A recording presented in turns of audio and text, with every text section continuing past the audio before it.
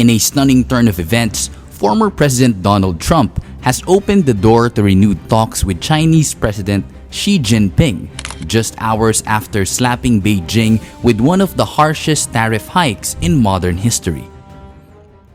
As of Wednesday morning, dozens of countries were hit with new tariffs. But while most saw theirs paused or reduced to a baseline 10%, China was singled out, facing a crippling 125% import duty.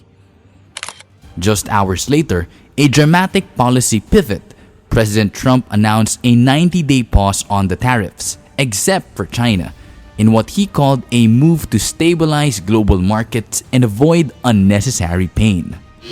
For the past few days, we've heard from this administration no pause.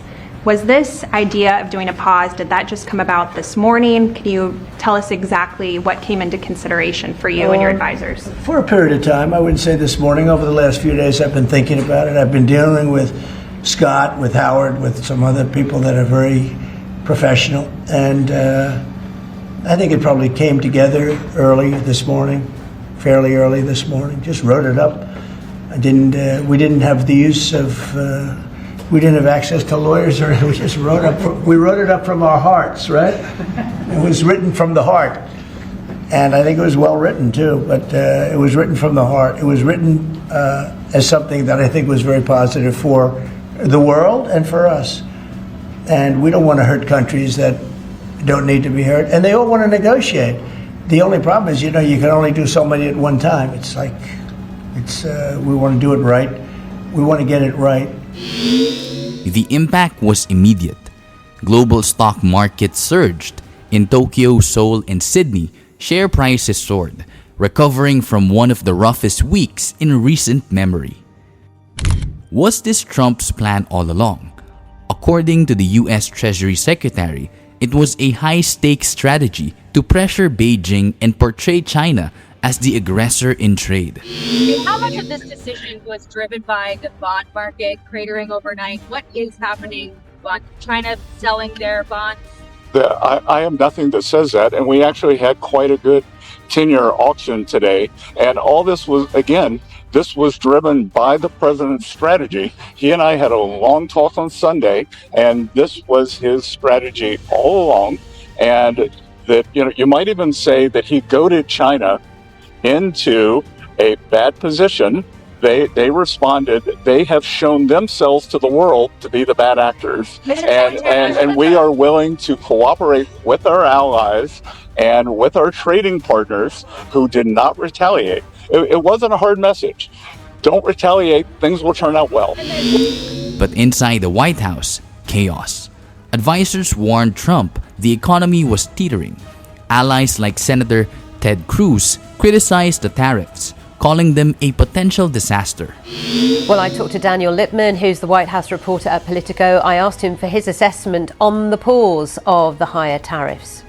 It looks like he did not want to have a depression or a major recession on his hands where he would be the only person who would get blamed for that. So his Treasury and Commerce Secretary were with him almost 24 hours ago in the Oval Office explaining that financial markets were on the verge of seizing up and that he had to reverse course. And he's gotten so much criticism from Republican senators, even top supporters like Ted Cruz, who said this could have been a massive mistake if we had kept these tariffs on. And so that clearly spooked him, and he didn't want to get that type of blame. Yeah, because it makes it very hard for companies, multinationals, to invest in the U.S. because we don't know what's going to happen at the end of those 90 days if there are some countries that don't make deals. And so they can't just plan with every week with new policies. And so I think they're kind of having to get used to that this is how Trump operates, and we could still well see a recession.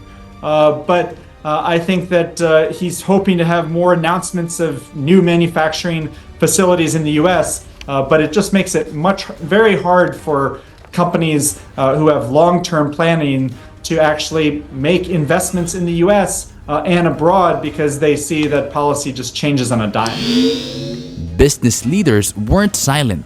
Tesla CEO Elon Musk, whose supply chains run deep through China, publicly clashed with Trump's trade advisors, even calling for zero tariffs altogether. Just a quick follow-up.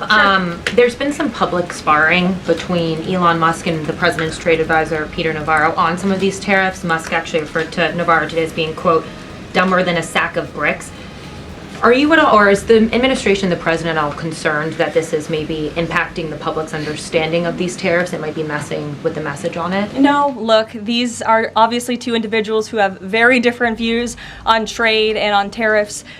Boys will be boys, and we will let their public sparring continue. And you guys should all be very grateful that we have the most transparent administration in history. And I think it also speaks to the president's willingness to hear from all sides, that he has people at the highest levels of this government in this White House who have very diverse opinions on very diverse issues, but the president takes all opinions in mind, and then he makes the best decision based on the best interests of the American public.